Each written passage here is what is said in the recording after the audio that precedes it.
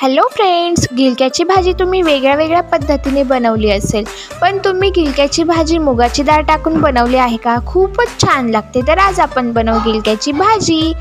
Friends, मी इथे गिलके कापून घेतले आहेत बारीक। आता कढईमध्ये तेल टाकायचं आहे, त्यानंतर त्यात जिरे मोहरी टाकायची आहे आणि बारीक केलेले लसूण टाकायचे आहेत। त्यांना थोडं परतवून घ्यायचे। त्यानंतर आपले बारीक चिरलेले गिलके त्यात टाकायचे आहे, त्यांना सुद्धा तेलात छान परतवून घ्यायचं आहे।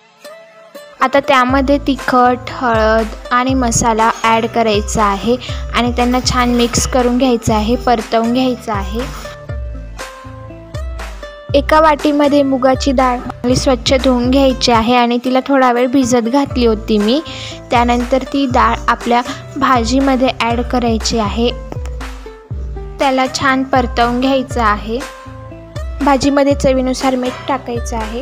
आता त्याला थोडं परतवून घ्यायचं आहे। त्यानंतर त्यामध्ये डाळ शिजण्यासाठी थोडेसे पाणी घालायचे आहे। त्यावर झाकण झाकून भाजीला थोडा वेळ शिजू द्यायचे आहे। भाजी छान शिजून तयार झाली आहे, तुम्ही बघू शकता। त्यात आता थोडी कोथिंबीर टाकायची आहे। फ्रेंड्स, तुम्हाला कशी वाटली रेसिपी कमेंटमध्ये नक्कीच सांगा आणि आपल्या चॅनलला सबस्क्राईब करा, शेअर करा आणि लाईक करा। Thank you friends for watching.